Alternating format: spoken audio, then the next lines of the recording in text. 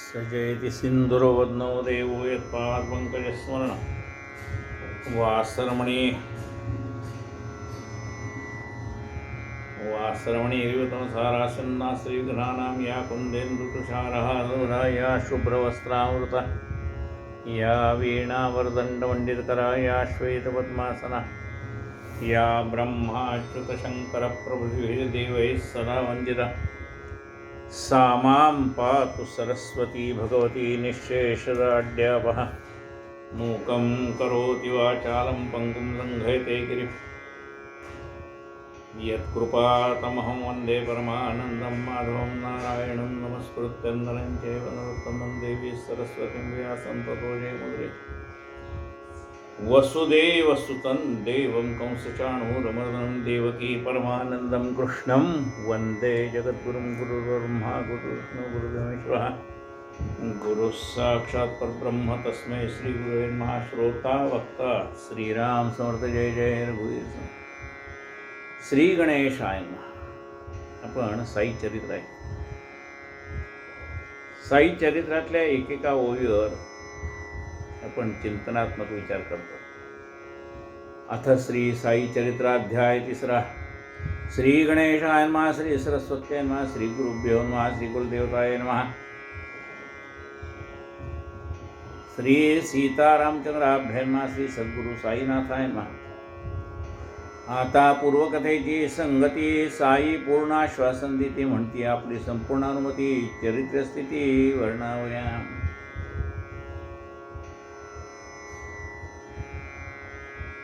साईबाबा म्हणतात हेमाडपंताला की तुम्ही चरित्र लिहिण्याचा जो संकल्प केलेला आहे तो पूर्ण होईल, सिद्धीला जाईल। तुम्ही आपले कार्य करा, मनी इतके यत्किंचिते न कचरा, विश्वास पूर्णवचनी धरा, निर्धार करा मनाचा। बाबा आपल्या भक्तांना सांगतात की तुम्ही निश्चिंत राहा। एकदा का गुरुचा वरदहस्त असला ना की मग काळजी करायचं कारण नाही राहत। सांगितले चिंता करू नको। गुरु काय सांगतात, अरे मी असताना तुला चिंता करायचं काय कारण। जसं शाळेला जाणारा लहान मुलगा आहे, तो म्हणतो आई उद्या वहिनी फी मागितली, उद्या नवीन वह्या आणायच्या, नवीन पुस्तक आणायचे, आई कसं होईल ग आई आता। आई म्हणते तुला काय करायचं, फी भरायची ना, मी खंबीर आहे। तुला वह्या नवीन वह्या घ्यायच्यात ना, पुस्तकं घ्यायची आहेत ना, दप्तर घ्यायचं ना, मी खंबीर आहे। तुला काळजी करायचं काय कारण आहे। म्हणजे जसं आई आपल्या मुलाला सांगते की तू काय कर, अभ्यास करायचं काम तुझं, तू अभ्यास कर, बाकी फी कशी भरली जाईल, वह्या कुठनं येतील, पुस्तकं कुठनं येतील, तुला काळजी करायचं कारण नाही, मी समर्थ आहे म्हणा। तसं सद्गुरू आपले समर्थ असतात, ते शिष्याला सांगतात सांगितले चिंता करू नको।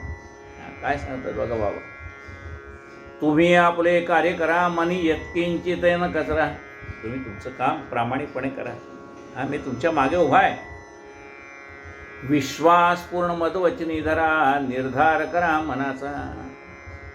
माझ्या शब्दावरती विश्वास ठेवा। म्हणजे शिष्याचं काय काम आहे, गुरुनी सांगितलेल्या वचनावरती पूर्ण विश्वास ठेवणं हे शिष्याचं काम आहे। कारण गुरु कधीच अहित करत नाही, गुरु आपलं कल्याणच करणार आहे, म्हणून त्यांच्या शब्दावरती आपला विश्वास पाहिजे। केल्या मल्लिले कथ लेखन होईल, अविद्या दोष निरसन, भक्तिभावे करता श्रवण, प्रपंच भान मावळेल। माझ्या लीला तू आता वर्णन करणार आहेस ना, लिही। या माझ्या लीला वर्णन करताना लिहिताना ग्रंथ लिहायचा आहे तुला, तू लिहिताना काय होईल, अविद्या दोष निरसन। तुझ्या मनामध्ये जे काय अज्ञान असेल ते सुद्धा मी नाहीसं करीन। तुला मी निमित्त केले लिहिण्यासाठी, लिहिणारा मीच आहे, तेवढंच का दिलेलं काम तू कर। अविद्या दोष निरसन भक्तिभावे करता श्रवण प्रपंचभान मावळेल. आणि तू लिहिलेला ग्रंथ जे कोणी श्रवण करतील ते कसे? भक्तिभावे करिता श्रवण प्रपंचभान मावळेल. तू लिहिलेला ग्रंथ जे भक्तिपूर्वक ऐकतील त्यांचंही प्रपंचाचं भान हळूहळू सुटत जाईल. ते जे गुंतून पडलेत ना प्रपंचात, त्यातनं हळूहळू ते मोकळे होतील. उठतील श्रवण सागरावरी भक्तिप्रेमामृताच्या लहरी. बुडिया देता उपरा उपरी येतील करी बोध रत्ने. श्रवण सागरावरती लाटा निर्माण होतील. समुद्रामध्ये प्रचंड खळबळ निर्माण होईल आणि आतली रत्न तुमच्या हाताला लागतील.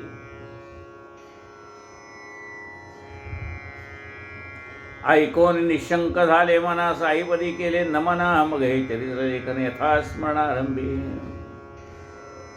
हेमाडपंत म्हणतात की बाबांचा असा आशीर्वाद लाभल्यानंतर आता माझी सगळी चिंता दूर झाली. काय चिंता होती की एवढं मोठं लिहायचं आहे साई चरित्र, ते माझ्या हातनं होईल का नाही, मला लिहिता येईल का नाही, एवढ्या सगळ्या लीला आहेत साईंच्या, त्या मला ग्रसित करता येतील का नाही, अशा नाना प्रकारच्या शंका माझ्या मनामध्ये होत्या.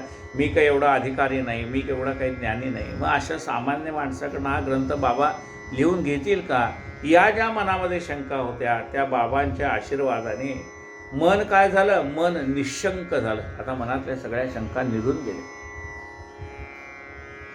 ऐकून निशंक झाले मन साईपदी केले नमन. बाबांना नमस्कार केला. मग हे चरित्र लेखन यथास्मरण आरंभी. आणि मग चरित्र लिहायला सुरुवात. यथास्मरण जे बाबांच्या असंख्य लीला झाल्यात, पण मला जेवढ्या आठवत आहेत तेवढ्या मी शब्दबद्ध करण्याचा प्रयत्न करतो. हे शब्द येताच बाबांचे ओठी तीच बांधली शकून गाठी. घडून येणार आता हे गोष्टी मी तो विठीचा भिगारी. पहा अगम्य हरीची लीला त्या न कळे ती अन्याला. श्रुतीशास्त्र वेद मुकावला थांग लागला ना कोणा. ही भगवंताची लीला अगम्य आहे. वेदशास्त्रांना सुद्धा ही लीला कळत नाही. भगवंताची लीला वेदालाही कळत नाही, शास्त्रालाही कळत नाही. शास्त्र विशारद वेदवादी प्रज्ञावंत पंडितादी घटपटा दिवा घटपटादी वादप्रवादी यांच्या नादी भरू नका.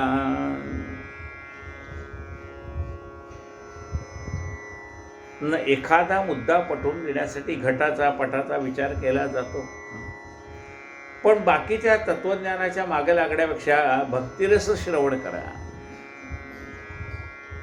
पहा अगम्य हरीची लीला त्या न कळे ती अन्याला. श्रुती शास्त्र वेद मुकावला थांग लागला ना कोणा. शास्त्र विशारद वेदवादी प्रज्ञावंत पंडितादी घटपटादी वादप्रवादी यांच्या नादी भरू नका. विद्वान लोकांचे जे श्रवण करायला गेलो आपण तर ते सगळं आपल्या डोक्यावर न जातं. कारण त्या ठिकाणी काय आहे, ज्ञानाचं प्रदर्शन आहे. आणि भक्तिरसाने सांगणारा जो भक्त असेल त्याच्यामध्ये पांडित्य नसतं, त्याच्यामध्ये भक्तिरस असतो. आणि तो भक्तिरस आपल्याला मूळ तत्वाकडे घेऊन जातो. हरी निज भक्तांचा केला बाळ्या भोळ्यांच्या भुकेला. प्रेमा लागी समूळ विकला सदा हटेला तांबिका. हा परमात्मा कुणाचा आहे? हरी निज भक्तांचा केला. परमात्मा हा भक्तांचा भुकेला आहे. ज्ञानी माणसाला तो 4 पावलं लांब ठेवतो. काय? नवल अहंकाराची गोठी न लगे अज्ञानाची पाठी. अहंकाराची गोष्ट मोठी आहे. काय? न लगे अज्ञानाचे पाठी. अज्ञानी भोळा भाविक माणसाच्या मागे अहंकार लागत नाही. तो अहंकार कुणाच्या मागे लागतो? ज्ञानाच्या मागे लागतो. ज्ञानी माणसाच्या मागे अहंकार लागतो आणि ज्ञानी माणसाला आपल्या ज्ञानाचा अहंकार होतो. आणि ज्याला अहंकार झाला आहे बाबा त्याला 4 पावलं लांब ठेवतात. त्याचा अहंकार आधी काढून टाकतात आणि मग जवळ घेतात. नवल माऊली सांगतात ज्ञानेश्वरीमध्ये, नवल अहंकाराची गोठी, न लगे अज्ञानाचे पाठी, सज्ञानाच्या गळ्यामध्ये जाऊन तो अहंकार मिठी मारतो. असं हरी निज भक्तांचा केला भाळ्या भोळ्याचा भुकेला, प्रेमा लागी समूळ विकला सदा हटेला दांबिका. तो भाळा भोळा भाव आणि सिद्धी जाव असं म्हटलंय. जो भोळा मनुष्य आहे ना त्याचं मन निरागस असतं आणि त्यामुळे त्याला देव लवकर प्राप्त होतो. यातची आहे यातची तुमचे कल्याण आहे, माझेही अवतार सार्थके, माझे तो घोकाणे नित्य पाहे, काळजी आहे हेच मी. यातच तुमचं कल्याण आहे. आणि बघ साईबाबा म्हणतात माझा अवतार सुद्धा एवढ्यासाठीच आहे. कशासाठी आहे? काळजी आहे हेच मी काळजी करतोय. कुणाची? भोळ्या भाविक भक्ताची मी काळजी करतोय बाबा म्हणतात. ते मला प्रिय आहेत. त्यांच्या बरं महाराजांनी गजानन महाराजांनी सुद्धा दासगण महाराजांनी जे ग्रंथ लिहिला आहे गजाननचे ग्रंथ त्याच्यामध्ये सुद्धा तेच सांगितलं आहे की ज्याचा भाव शुद्ध आहे त्याला मी भेटतो. ते तुझ्याजवळ होतं म्हणून तुला भेटायला आलं असं म्हणतात.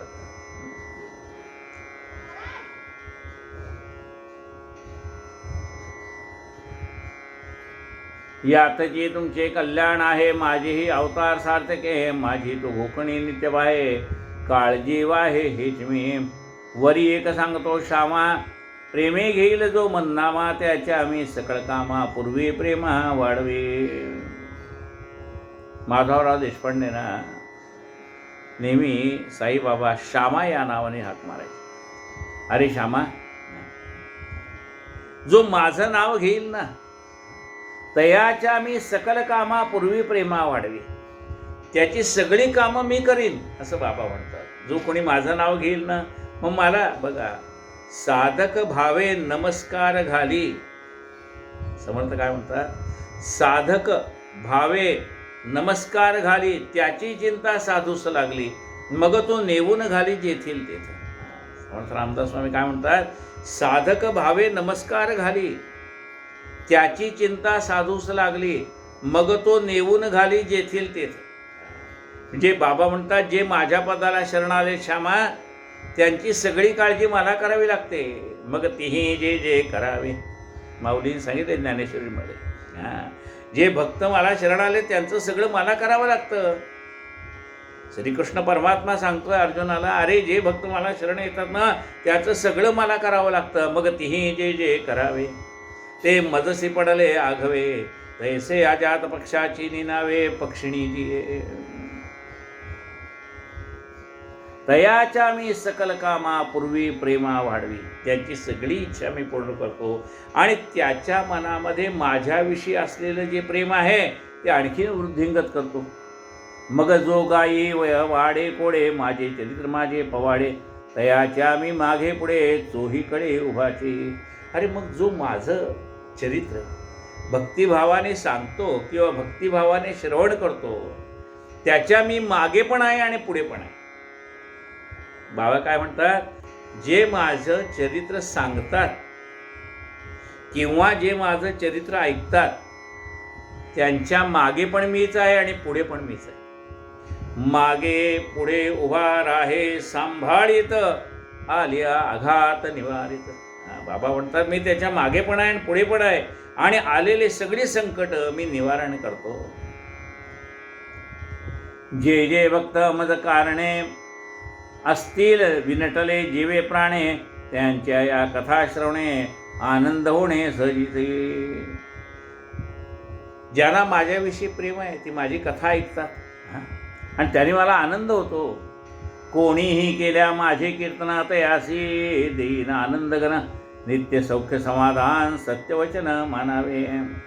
माझी कथा कोणीही करू त्याला मी काय देईन?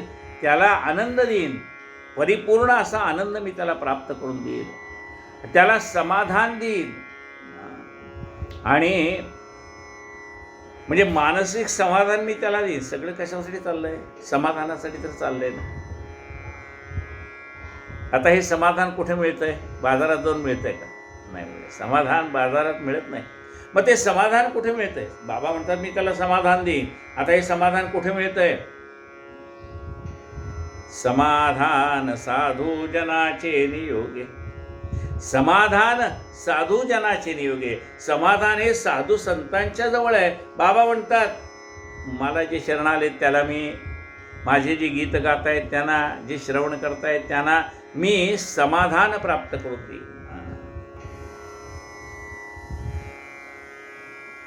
जो मद लागे अनन्य शरण, विश्वास युक्त करी मध्वजन. माझे चिंतन माझे स्मरण, तयाचे उद्धरण ब्रीद माझे. जे मला अनन्य शरण आले, माझ्यावर ज्याने विश्वास ठेवलेला आहे, माझं जे भजन मनन चिंतन करता आहेत, स्मरण करता आहेत, त्यांचा उद्धार करणं माझं काम आहे. बाबा म्हणतात जे मला शरण आले ना, मग त्यांचा उद्धार करणं हे माझं काम आहे. माझे नाम माझी भक्ती, माझे दप्तर माझी पोथी, माझे ध्यान अक्षय चित्ती, विषय स्मृती कैची त्या.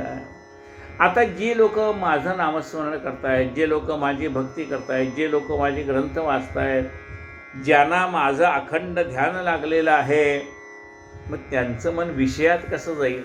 नाही जाणार ना. विषय सुखापेक्षा हा आनंद मोठा आहे आणि म्हणून त्यांचं मन विषयात जात नाही. विषय स्फूर्ती कैची त्या कृतांताच्या, असं म्हटलंय की कथा ऐकता ऐकता वृत्ती तदाकार होऊन जाते. निरूपणी हे सद्वृत्ती होते, स्थळत्याग होताची सवेची जाते. काये करू रे क्रिया घडेना, तुझ वीण रामा मज कंठवेना.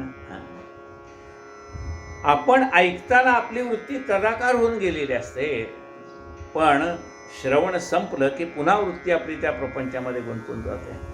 आणि मग त्याच्यासाठी काय सांगितले? बाबा म्हणतात माझं चिंतन करा, म्हणजे मग तुमची वृत्ती इथे इकडे इकडे फिरणार नाही. कृतांताच्या दाढीतून काढीन मी निज बघता, ओढून करता केवळ मत्कथा श्रवण, रोग निरसन होईल. मी माझ्या भक्ताला कृतांताच्या दाढीतून सुद्धा बाहेर काढीन आणि जे माझी कथा श्रवण करतायत त्यांना काही व्याधी असतील त्या व्याधी पण मी दूर करीन. रोग निरसन होईल. कथा करा सादर श्रवण, त्यावरी करा पूर्ण मनन, मननावरी निधिध्यासन, समाधान पावाल. माझी कथा एकाग्र मनाने श्रवण करा. जे तुम्ही ऐकलेले त्याचं मनन करा, त्याचं चिंतन करा, त्याचा तुम्हाला ध्यास लागू द्या आणि मग तुम्हाला माझी प्राप्ती होईल. आधी श्रवण आहे, मग त्याचं मनन आहे, मग त्याचं चिंतन आहे, मग परमेश्वराचा कधी काही भेट सीबा मदला सुभद्रा, मग त्या भगवंताच्या भेटीचा ध्यास मनाला लागतो. कधी एकदा मी शिर्डीला जाईन, कधी एकदा बाबांचं दर्शन घेईन, कधी एकदा मी शेगावला जाईन, कधी एकदा बाबांचं दर्शन घेईन, असा मनाला ध्यास लागणं. त्या आपल्या गुरुची गाठ कधी पडेल, कधी एकदा मला जाऊन बाबांचं दर्शन घेता येईल, असा मग ध्यास मनाला लागतो. निधिध्यास, मननावरी निधिध्यासन, समाधान पावाल. अहम सोहम जाईल विरोना, उन्मन होईल श्रुतियांचे मना, चित्त होईल चैतन्यघन, अनन्य परिपूर्ण श्रद्धेने. अहम आणि सोहम. अहम म्हणजे हे सगळं मी केलेलं आहे, अहंकार. हम. सोहम म्हणजे सो हम, हे सगळं तूच आहे, परमात्माच आहे, आपण कोणीच नाही. मग अहम सोहम या भानगडीत पडण्यापेक्षा कथा चिंतन करा, म्हणजे तुम्हाला ह्या प्रश्नाची उत्तर आपोआप मिळून जातील. अहम सोहम जाईल विरोना, मन होईल उन्मन होईल श्रोत्यांचे मन, चित्त होईल चैतन्य घन, अनन्य परिपूर्ण श्रद्धेने. मन उन्मन होऊन जाईल आणि श्रोत्यांचं मन चैतन्याने भरलेलं राहील. चैतन्य हे सर्वत्र भरलेलं आहे, त्या चैतन्यामध्ये आपण समरस होऊन जाऊ. साई साई ती नामस्मरण करीला, सकल कलिमलदना, वाणी श्रवण गत पाप भंजना, एक लोटांगण घालिता. साई साई ती नामस्मरण, साईनाथ साईनाथ सारखं नामस्मरण केल्याने काय होईल? करील सकल कलिमल दहन. या कलियुगात नाना प्रकारचे दोष आहेत, ते आपल्याला लागतात, ते सगळे नाहीसे होतील. आपण जे नामस्मरण करतो ना, त्या नामस्मरणाने काय होतं? जिभेचे दोष आहेत. काय दोष आहे? कुणाची निंदा आपल्या हातनं घडते, कुणाचा आपल्या हातनं अपमान केला जातो, कुणाला टाकून बोललं जातं, कुणाला मनाला लागेल असं बोललं जातं. हे कशाचे दोष आहे? हे वाणीचे म्हणजे जिभेचे दोष आहे. त्याला पाप लागतं हे असं केलं तर. दुसऱ्याची निंदा केल्यानंतर पुण्य नाही लावत, पाप लागतं. दुसऱ्याची निंदा नालस्ती केली तर पाप लागतं. दुसऱ्याची मनं दुखवली तर पाप लागतं. मग हे जे जिभेचे दोष आहेत, वाणीचे दोष आहेत, जे पाप वाणीच्याकडनं घडतं, ती सगळी पापं नामस्मरणाने नाहीशी होतात. म्हणून नामस्मरण करायचं. वाणी श्रवणगत पाप भंजन एक लोटांगण घालित. बाबांच्या दरबारात एक लोटांगण घातलं ना, साष्टांग दंडवत किंवा दोन्ही हस्त तिसरं मस्तक, हे भगवंताला अर्पण करावं. कार्य जरी नव्हे सामान्य, आज्ञा केली श्रीसामान्य, बाबासारखा असतावधान्य, कापा दैन्य आदरावे. हेमाडपंत म्हणतात, कार्याला प्रारंभ केला आणि बाबांसारखे जर बुद्धी देणारे असतील तर मला काळजी करायचं काय कारण आहे? कार्य जरी नव्हे सामान्य, आज्ञा केली शिरसामान्य, बाबासारखा असतावधान्य, कापा दैन्य आदरावे. कोणा हाती बांधविले रावळे, कोणाशी कीर्तनंगी लावले, कोणाशी तीर्थयात्रे झाडले, मज वैसले लिहावया. बाबांना ज्याच्याकडून जी सेवा करून घ्यायची ती बाबा करून घेतात. काही भक्तांच्या हातनं त्यांनी मंदिरं बांधून घेतली, काही भक्तांच्या हातनं तीर्थयात्रा करून घेतली, काही भक्तांच्या हातनं माझ्या कथा म्हणजे कीर्तन प्रवचन करून घेतली. आणि हेमाडपंत म्हणतात, माझ्या हातनं बाबाने हा ग्रंथ लिहून घेतला. म्हणजे बाबा सेवा करून घेतात, पण प्रत्येकाच्याकडून करून घेण्याची सेवा ही वेगवेगळी. कुणाकडून पदयात्रा करून घेतात, कुणाकडून पदयात्रेला जाणाऱ्या लोकांना सहकार्य करतात, कुठं पाण्याची व्यवस्था करतं कोणी पदयात्रेसाठी, कोणी जेवणाची व्यवस्था करतं, कोणी निवाऱ्याची व्यवस्था करतं. मग ही जी सेवा आहे ना, ही कशी होती? आपोआप होत नाही, बाबा करून घेतात. बाबांना काळजी असते, हे माझे भक्त यायला लागले तर यांची मला काळजी करायला पाहिजे. मग बाबा कोणाला ना कोणाला प्रेरणा देतात आणि मग आपल्या वाटेत येणाऱ्या अडचणी बाबा दूर करतात. कोणा हाती बांधविली रावळे, कोणाशी कीर्तन रंगी लाविले, कोणाशी तीर्थयात्रे झाडिले, मज बैसुले लिहावया. अवघ्या परिसमी पामर, कवण्या गुणे हा करुणासागर, दयाघन ओढला मजोर, मी तर काही जाणेना. अशी ही नाथाची कृपा, साईबाबांची कृपा माझ्यावर कशी झाली मला कळत नाही. माझ्या हातनं असं काही पुण्य घडलं नाही. उलट बाबांना मी तर सुरुवातीला जायचं का नाही दर्शनाला 2 वेळा टाळलंच होतं म्हणतात. पण एवढं असून सुद्धा बाबांची एवढी माझ्यावर कृपा की माझ्याकडनं बाबाने ग्रंथ लिहून घेतला. अवघ्या परिसमी पामर, कवण्या गुणे हा करुणासागर, दयाघन वळला मधुर, मी तर काही जाणेना. हा जी गुरुकृपेचा नवलाव की जेथे काही न लव ओलाव, तेथे निबर तरु फुलाव, दाट उफलावा अप्रयासे. ज्या ठिकाणी पाण्याचा थेंब नाही त्या ठिकाणी मोठं डवरलेलं वृक्ष तयार होणं ही कुणाची लीला आहे? परमेश्वराची लीला आहे, बाबांची लीला आहे. कोणी पुढे बांधतील मठ, कोणी देवालय, कोणी घाट, आपण जीव झोपटवाट, चरित्रपाठ साईचं. पुढे कोणी बाबांची मठ बांधतील, कोणी देवालय बांधतील, कोणी नदीला घाट बांधतील. पण आपण म्हणाले बाबांची सेवा काय करायची? हे चरित्र लिहिणं हीच बाबांची सेवा आपण करूया. कोणी सत्कारपूर्वक अर्चना, कोणी करते पादसंवाहन, उत्कंठित झाले मना गुणसंकीर्तन करावे. कोणी बाबांची पूजा करतायत, कोणी बाबांचे पाय दाबतायत. पण मला बाबाने अशी प्रेरणा दिली की हा ग्रंथ लिही. कृतियुगी जे प्राप्त ध्याने, त्रेती यजने, द्वापारी अर्चने, ते प्राप्त सर्व नामसंकीर्तने, गुरुभजने कलियुगी. कृतयुगामध्ये परमेश्वराची प्राप्ती करण्यासाठी काय करावं लागत होतं? एकाग्र मनाने ध्यान करावं लागत होतं. त्या ध्यानामध्ये देव प्रकट होत होता. म्हणजे कृतयुगामध्ये परमात्म्याच्या प्राप्तीसाठी ध्यान करावं लागत होतं. कृतयुगी जे प्राप्त ध्याने त्रेती यजने, त्रेतायुगामध्ये यज्ञ करून भगवंताची प्राप्ती होत होती. तुझ्या यज्ञी मी प्रकट झालो, हा माझा सन्मान. यज्ञामधून देव प्रकट होत होते. यजन आहे. द्वापार युगामध्ये भगवंताच्या पूजा अर्चेने देव प्रसन्न होत होते. आपण सतराजिताची कथा ऐकली की नाही? सतराजित काय करत होता? अर्चन भक्ती करत होता. कशी अर्चन भक्ती त्यांनी केली? रोज गंगेमध्ये उभं राहावं, हातामध्ये पाणी घ्यावं आणि सूर्याला अर्घ्य द्यावे. अर्चन भक्ती केली. पण सूर्यनारायण प्रसन्न झाले आणि आपल्या गळ्यातल्या सेमंतक नावाचा मणी सतराजित राजाला दिला.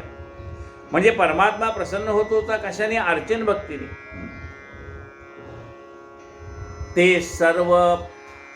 ते प्राप्त सर्व नाम संकीर्तने.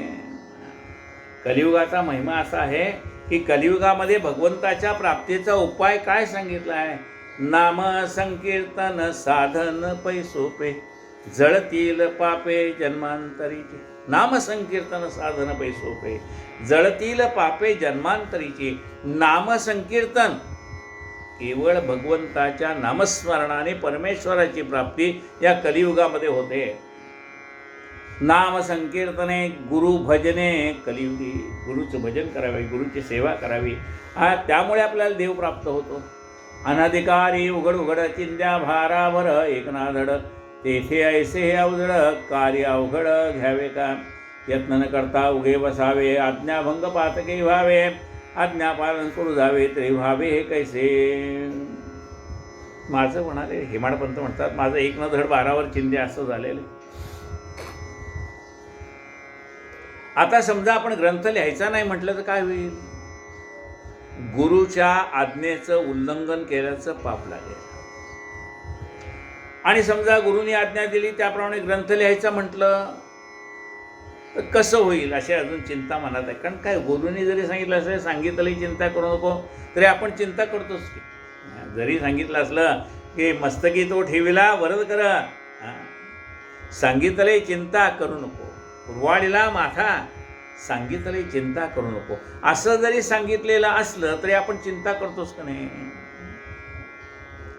तसं ते म्हणतात की जरी बाबाने सांगितलेलं असलं तू ग्रंथ लिही, मी तुझ्या मागे उभा आहे, तरी वाटतंय की हे आपल्याला जमेल का नाही.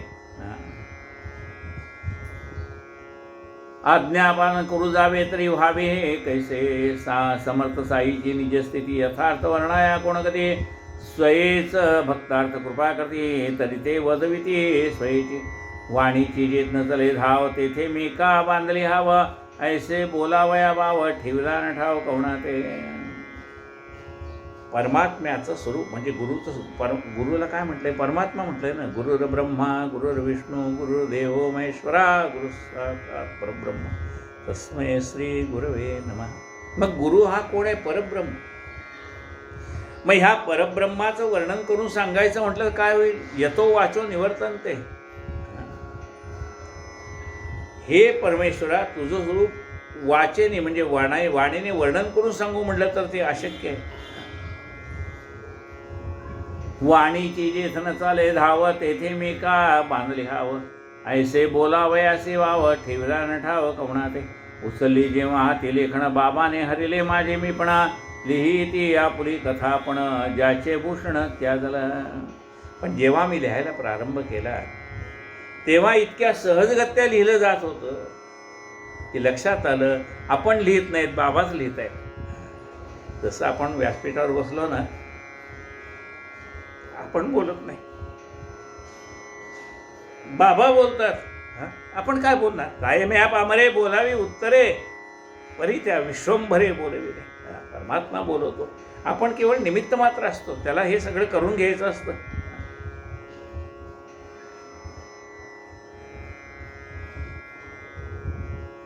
उचलली जेव्हा हाती लेखन, बाबाने हरले माझे मीपण. लिहिती आपली कथा पण, ज्याचे भूषण त्याजला. तेच आपली कथा लिहून घेत आहेत, तेच आपली कथा वधवून घेत आहेत. त्यांचं भूषण त्यांना. हे संत चरित्र लेखन संतावीण करील कोण, बाबांच्या तर्के गुणाचे आकलन गगन आलिंगन दाना सम. संतांचं चरित्र संतांनी वर्णन करावं.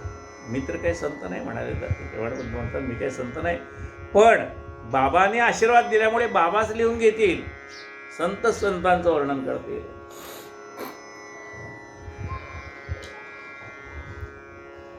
बाबांचं लिखाण करणं म्हणजे आकाशाला गवसणी घालण्यासारखं आहे.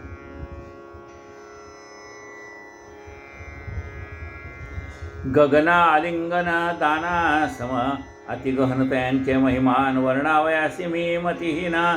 त्यांनीच उचलून आपले आपण निर्मुक्त वचन भाविके. आता म्हणा हे बाबाने सगळं लिहून घ्यावं आणि त्यांनी दिलेल्या वचनातनं ते मुक्त होतील. कधी माझ्याकडनं हा ग्रंथ पूर्ण होईल त्यावेळेला बाबाने सांगितलंय मी लिहून घेईन, त्या वचनाचा बाबा मोकळे होतील. बाबा जरी मी जन्मता ब्राह्मण तरी श्रुती स्मृती नेत्रविहीन, जरी हे या जन्मादूषण परिमदभूषण फुले. बाबा मी जन्म म्हणजे ब्राह्मण कुळामध्ये मी जरी जन्म घेतलेला असला ना, तरी श्रुती आणि स्मृती हे दोन ग्रंथ आहेत. श्रुती स्मृती म्हणजे काही गोष्टी वेदातनं आलेल्या आहेत, काही गोष्टी परंपरेने आलेल्या आहेत. याचं ज्ञान असणं म्हणजे श्रुती आणि स्मृती.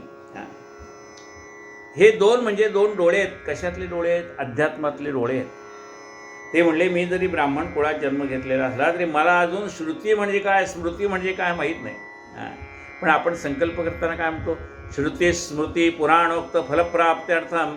श्रुती आणि स्मृती म्हणजे जे काही वेदाच्या माध्यमातून आलंय आणि जे ऋषीमुनीने आम्हाला काही मार्गदर्शन केलंय, त्या दोन्ही गोष्टीचा अभ्यास करून मग म्हणजे त्या दोन्ही गोष्टींचा अभ्यास करायचा. वेद म्हणजे काय, ऋषीमुनींनी ज्या मार्गाने चालायला आम्हाला मार्गदर्शन केलंय ते मार्गदर्शन काय, याचा अभ्यास असणं. श्रुती स्मृतीचा अभ्यास पाहिजे. आणि ते नसेल तर म्हणलं काय, व्यावहारिक दृष्टीने जरी आपल्याला हे जग दिसत असलं तरी जग दिसते पण जगदात्मा दिसत नाही. तो जगदात्मा कधी दिसेल? तो परमात्म्याची कृपा झाल्यानंतर जगदात्मा दिसेल. जसं आपल्याला माहिती आहे गीतेमध्ये आपण पाहतो, अर्जुनाने भगवंताला सांगितलं की देवा मला तुझं विश्वरूप दाखव. आणि भगवंत प्रगट झाला. भगवंताने विश्वरूप दाखवलं आणि अर्जुन सांगितलं बघ माझ्याकडे. अर्जुन म्हणतो मला काही दिसत नाही. मग भगवंताने विचार केला हे चर्मचक्षुला दिसणार नाही, याला ज्ञानचक्षू पाहिजेत. आणि मग भगवंताने त्याला दिव्य दृष्टी दिली अर्जुनाला आणि मग त्याला ते विश्वरूप दिसायला लागलं. मग ही दिव्य दृष्टी कोण देतो आपल्याला? गुरु देतो. त्यावेळेला आपल्याला हा जगदात्मा ओतप्रोत भरलेला दिसतो. जिकडे पाहावे तिकडे तू दिसते नाही ना. कधी? त्या गुरुची कृपा झाल्यानंतर मग आपल्याला तो दिसायला लागतो. एरवी जगच दिसतं, तो दिसत नाही. जग दिसतं पण जगदात्मा दिसत नाही. तो जगदात्मा गुरुच्या कृपेने दिसायला लागतो. आणि मग एकदा का श्रीकृष्णाची कृपा झाल्यानंतर अर्जुनाला ते विश्वरूप दिसायला लागलं आणि मग तो हात जोडून सांगतो देवा तू अग्नी तू वायू समस्त देव प्रजापते तू पिता स्वमेव. तुझी न जोडी तुझ कोण मोडी, तिन्ही जगी ह्या उपमाची थोडी. म्हणून लोटांगण घालितो मी, प्रसन्न होई स्तवनीय मूर्ते. क्षमा करीवा मजले कराते, सख्या सख्या ते प्रिय तू प्रिया ते. त्या भगवंताने जसं सांगितलं की दृष्टी, तो दृष्टी देणारा कोण आहे? आपला गुरु आहे. म्हणून काय म्हणतं बघा, हे श्रुती आणि स्मृती हे दोन डोळे आहेत. कशातले? अध्यात्मातले. माझा श्रुतीचाही अभ्यास नाही आणि स्मृतीचाही अभ्यास नाही, म्हणून मी पारमार्थिक दृष्ट्या आंधळा आहे.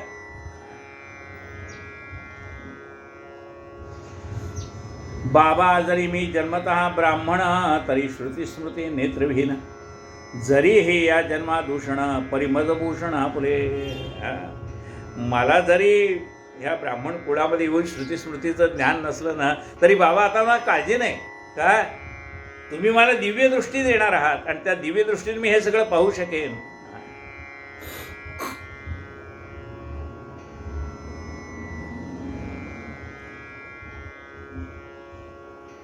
श्रुती स्मृती हे ब्राह्मण नयना काना तो जो एकेहीन अंधचितो जो उभय विहीना हीन दीन तैसा मी. श्रुती असे, श्रुती दोन डोळे आहेत अध्यात्मातले. हां, एक म्हणजे समजा त्याला वेदाचा अभ्यास असेल पण स्मृतीचा अभ्यास नसेल तर तो एका डोळ्याने आंधळा असं म्हटलं जातं. आणि ज्याला वेदाचाही अभ्यास नाही, श्रुतीचाही अभ्यास नाही, त्याला दोन्ही डोळ्याने आंधळा असं म्हटलं जातं. बाबा मी दोन्ही डोळ्याने आंधळा आहे पण मला आता काही काळजी वाटत नाही. का वाटत नाही? आपण मज अंधाची काठी असता मज काय आटाटी टेकीत टिकीत पाठी पाठी धोपटचा वाटे चाले ना. बाबा तुम्ही म्हणजे माझ्या आंधळ्याच्या हातातली काठी आहात. त्या काठीच्या आधाराने काठी टेकत टेकत टेकत मी हा मार्ग आक्रमण करीन. आपण मज अंधाची काठी असता मज काय अटाटी टेकीत टेकीत पाठी पाठी धोपट वाटे चालेना. आता पुढारा काय करावे मज पामरा नाही ठावे आपणची बुद्धिदायक व्हावे संपादावे निज कार्य. लिहायचं ठरवले पण बाबा काय लिहावं? मुखे बृहस्पती संबोलती पंगू मेरू पर्वत लंघिती दयाची अतर्क शक्ती दयाची युक्ती त्या ठावी. पण भगवंताची लीला अतर्क आहे ना. कशी आहे ती? मूकं करोति वाचालं पंगुं लंघयते गिरिं यत्कृपा तमहं वंदे परमानंद माधवम. यत्कृपा तमहं वंदे परमानंदम माधवम. कसा आहे तो? मूकं करोति वाचालं. त्या माणसाला सुद्धा बोलका करण्याचं सामर्थ्य त्याच्याजवळ आहे. मूकं करोति वाचालं पंगुम लंघयते गिरिम. पांगळा मनुष्य सुद्धा पर्वत चढून जाईल. आपण बद्रीनाथला जातो, केदारनाथला जातो, एवढे मोठे डोंगर चढून पांगडी माणसं येताना सुद्धा आपण पाहतो, आपल्याला आश्चर्य वाटतं. पंगुम लंघयते गिरिम यत्कृपा तमहं वंदे परमानंदम माधवम. तुझी कृपा झाल्यानंतर काय कठीण आहे? मुखे बृहस्पती सम बोलती मेरू पंगू मेरू पर्वत लंघिती दयाची अतर्क शक्ती दयांची युक्ती त्या ठावे. मी तो केवळ पायांचा दास नका करू मधला उदास जोवरी या देही श्वास निज कार्या साधून घ्या. बाबा या पृथ्वीच्या पाठीवरती येताना प्रत्येकाला काही श्वास ठरवून दिलेले. तेवढे श्वास संपले ना मग ते सिलेंडर जरी लावलं ना तरी त्याचा काही उपयोग होत नाही. शेवटचा श्वास घेतला की त्या सिलेंडर काढून टाकावं लागतं, काही त्याचं कामाचं नाही. हां, ऑक्सिजनचं सिलेंडर लावलेलं असतं ना, पण शेवटचा श्वास संपला की त्या सिलेंडरचा सुद्धा काही उपयोग होत नाही. तसं देवा बाबा माझे जेवढे श्वास आता शिल्लक असतील ना ते सगळे कारणी लागू द्या, तुमच्या कारणी लागू द्या. जोवरी या देही श्वास निज कार्यास साधून घ्या. बाबा तुम्हाला या देहाकडनं जेवढी काम करून घ्यायचे तेवढे करून घ्या. कुठपर्यंत? जोपर्यंत ह्या देहात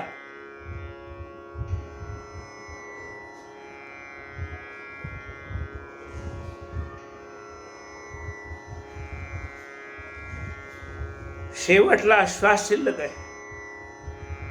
तोपर्यंत ह्या देहाच्या माध्यमातून तुम्हाला जे कार्य करायचं ते करून घ्या. जोवरी या देही श्वास निज कार्यास साधून घ्या. आता आपण श्रोतेजन जाणितले जी ग्रंथप्रयोजन साईच लिहिता आपण भक्त कल्याण कारणे. श्रोतेजनाने विनंती केली की आता आपल्याला कळलंय हे सगळं लिहिता तो परमात्मा साईबाबाच आहे.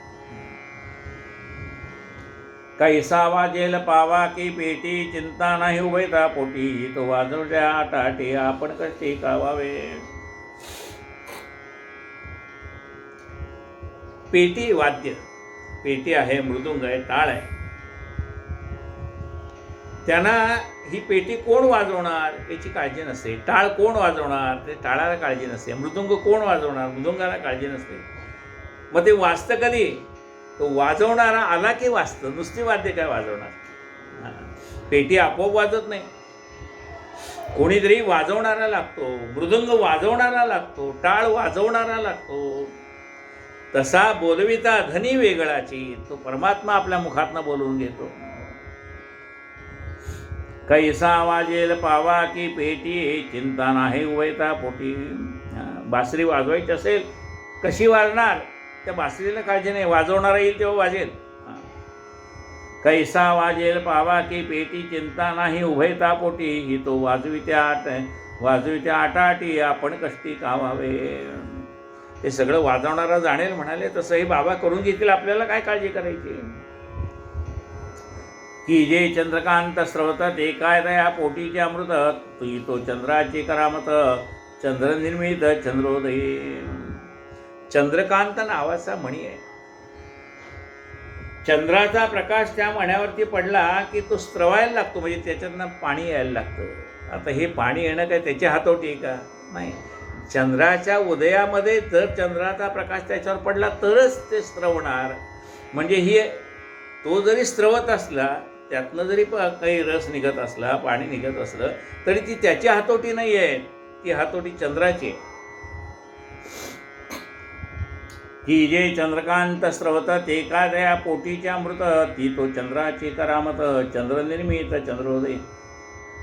किंवा सागरा ये भरती, ती काय दयाची निजकृती. तीही चंद्रोदयाचे हाती, सागर कृती नव्हे ती.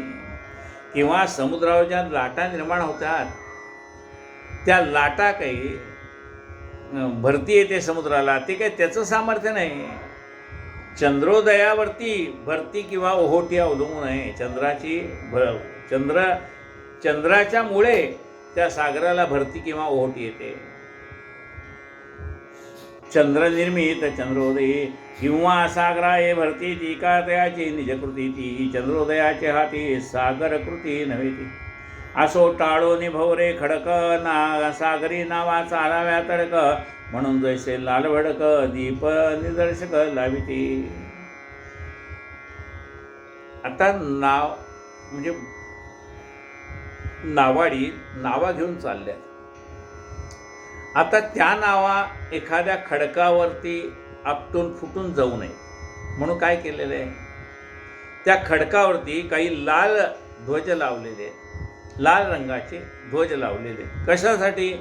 तो लांबून लाल रंगाचा कपडा पाहिला की नावाडी समजतात इथे खडक आहे, याच्यापासून 4 पावलं लांब राहिले बरं, नाही तर आपले नाव त्या खडकावर आपटेल. असो टाळो निभवरे खडक, सागरी नावा चालाव्या तडक. म्हणून जैसे लाल भडक, दीप निदर्शक लाविती. किंवा दीपस्तंभ असतात, लांबून लांबून येणाऱ्या नावाड्यांना कळतात ते दीपस्तंभ पाहिल्यावर की इथे बाबा खडक आहेत, ह्या भागातनं जायला नको. आणि आता आपलं बंदर जवळ आलेलं आहे, त्याला कळण्यासाठी ते लावलेले. तैशाचे साईनाथांच्या कथाच्या गोडीने हिणवितील अमृता. भवसागरीचे दुस्तर पंथा ती सुरसता आणतील. वाटेत कुठे खड्डे आहेत, कुठे काय आहे, कुठे दगड आहेत, गोटे आहेत, ते सगळं आपल्याला म्हणजे वाटेत येणारी संकट बाबा आपल्याला आधीच त्याची कल्पना देतात. धन्य धन्य संतकथा श्रवणद्वारे अंतर्निहिता, बाहेर निघे देहाभिमानता द्वंद्वार्था नुरेची.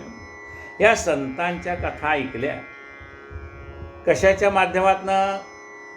कानाच्या माध्यमातनं. म्हणजे सर्व इंद्रियामध्ये धन्य कोण झाले? कान झाले.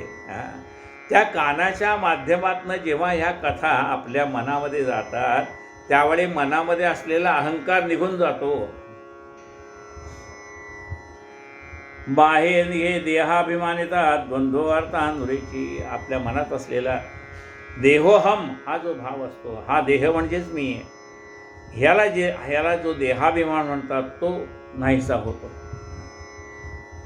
मनामध्ये द्वैत वार्ता असते ती नाहीशी होते, द्वैत असतं ते नाहीसं होतं. जवजव यांचा हृदय साठा, तवतो विकल्पवळे 12 वाटा. ज्ञानसंचय होईल आठा, उतरे ताठा देहाचा. जशा जशा कथा आपण ऐकत जाऊ तसतसे या हृदयामध्ये त्या भरल्या जातील आणि आतला विकल्प 12 वाटाने पळून जाईल. जसं ज्ञानाचा संचय होत जाईल तसतसं देहाभिमान कमी कमी होत जाईल. बाबांच्या शुद्ध यशाचे वर्णन, प्रेमे तयाचे श्रवण, होईल भक्त कल्मष दहन, सोपे साधन परमार्था. बाबांच्या लीला, बाबांचं यशवर्णन केलेलं ऐकल्यानंतर हळूहळू आपले जे काही दोष असतील ते हळूहळू कमी होत जातात.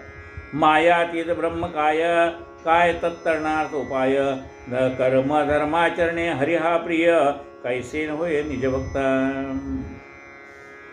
मायेच्या पलीकडे असलेलं ब्रह्म म्हणजे काय, मायातीत ब्रह्म काय तत्तरणार्थ उपाय, हा भवसागर म्हणजे ही माया तरून जायला उपाय काय. कर्म धर्माचरणे हरिहा प्रिय, कैसे होय निजभक्त. आपल्या सत्कर्माने तो परमात्मा आपला असा कसा होतो. अत्यंतिक क्षेमध्ये काय, भक्त मुक्ती विरक्ती काय. सगळ्यात कल्याण कशात आहे, जीवाचं कल्याण सगळ्यात कशात आहे, म्हणजे काय केलं म्हणजे जीवाचं कल्याण होईल. भुक्ती मुक्ती विरक्ती काय. भक्ती म्हणजे भक्ती मुक्ती विरक्ती काय. भक्ती म्हणजे काय, मुक्ती म्हणजे काय, विरक्ती म्हणजे काय. वर्णाश्रम धर्म वस्तू अद्वय इत्यादी विषयाती गूढ. चारी वर्णाचे काय धर्म आहेत, मूळ परमात्मा वस्तू म्हणजे काय आहे, अद्वैत म्हणजे काय, हे सगळे गूढ विषय आहेत. इतदर्थ दया ते गोडी तयाने पुरवावी निजी आवडी, ज्ञानोबा ऐकनाराधिकृत ग्रंथ परवडी, सुख निर्वडी सेवावी.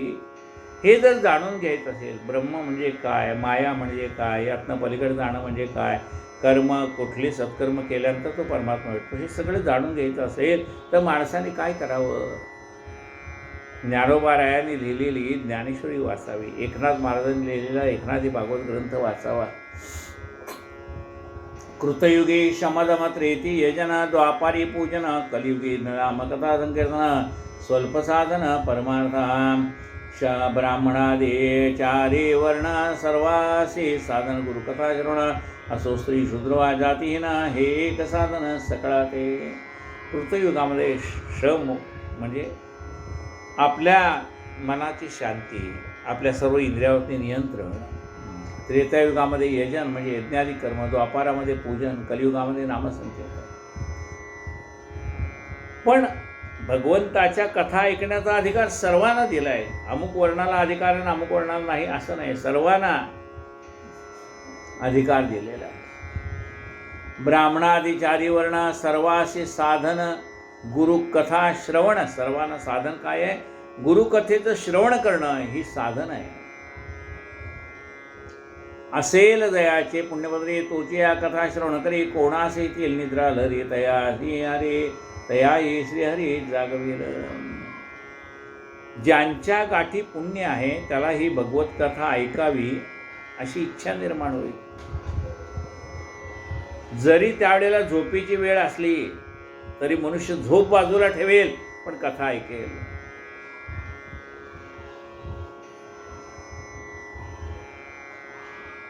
असेल दयाचे पुण्यपदरी तोची या कथा श्रवण करी, कोणास येतील निद्रा लहरी, तया ही श्रीहरी जागविल. व्हावे विषय भोगा नवरत, ते न लावता ते दीनचित्त, तयासी संत कथामृत, विषय निर्मुक्त करील. माणसाला नाना प्रकारचे विषय आपल्याला मिळावेत असं वाटणं हे साहजिक आहे. पण जसं जसं तुम्ही कथा श्रवण करायला राहाल तसतशी ही तुमची हाव हळूहळू कमी होत जाईल. हाव म्हणजे काय, कितीही असलं तर आणखीन पाहिजे त्याला म्हणतात हाव. ती हाव हळूहळू कमी होत जाते. वावे विषय भोगा नवरता, ते न लाभता ते दीनचित्त, तयासी संत कथामृत, विषय निर्मुक्त करील. योग याग ध्यान धारणा करू जाता, प्रयास नानायास न लगे या कथा श्रवणा, एका अन अवधाना वाचून.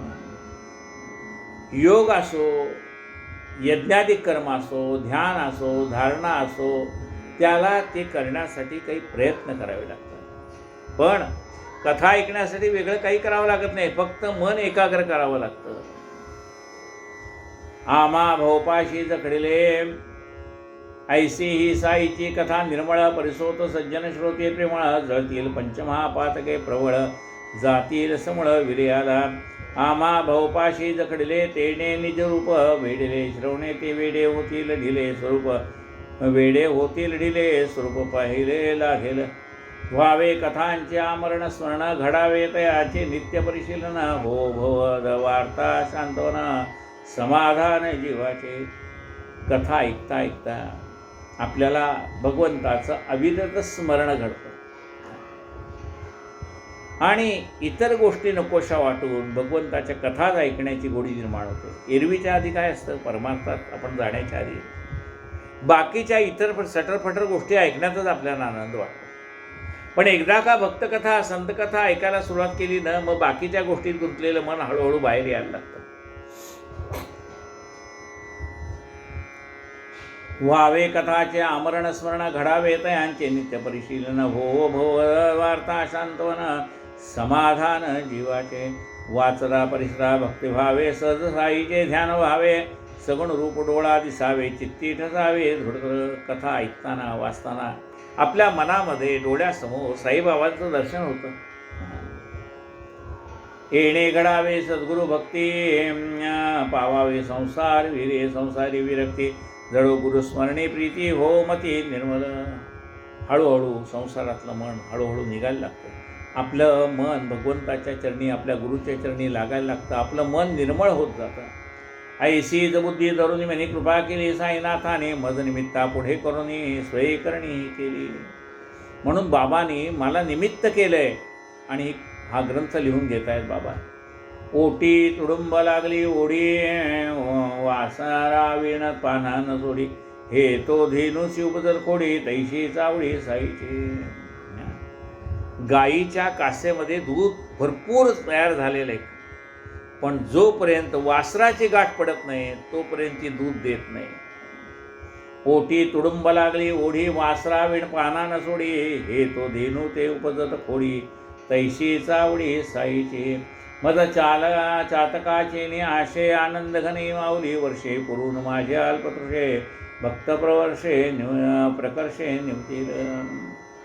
चातक पक्षी जो आहे तो आकाशातनं पडलेलं पाणी मेघाकडे त्याचं लक्ष लागलेलं असतं. आता पाऊस कुणासाठी पडतोय ते चातक पक्षासाठी, पण त्यामुळे काय होतं सर्वांनाच पाण्याचा लाभ होऊन जातो. काव्य भक्ती प्रेमाचे कौतुका मातेस लागे बाळकाची भूक तयाने न परिस्ताई मुख खान कुचुक ते कोंदी.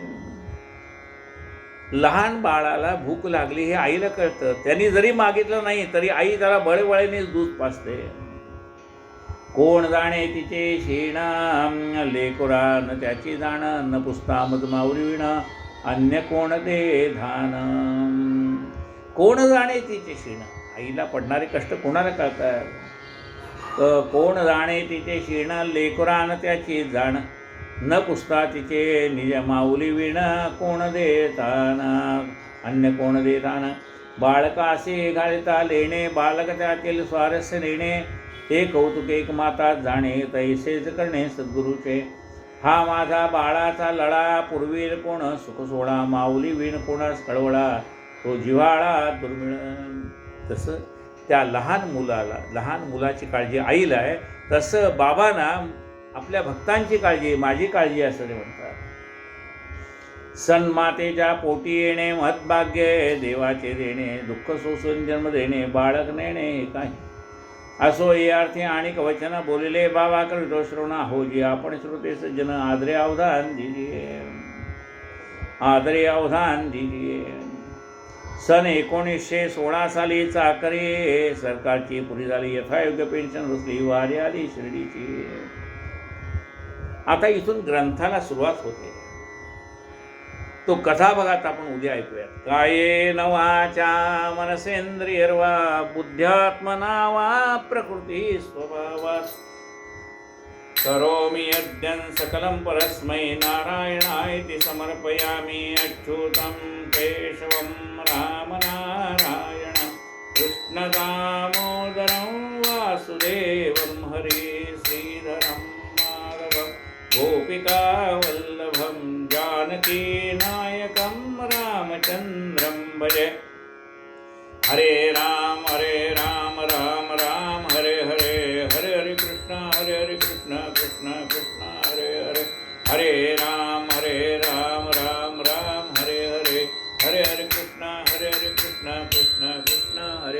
साईनाथ महाराज की जय।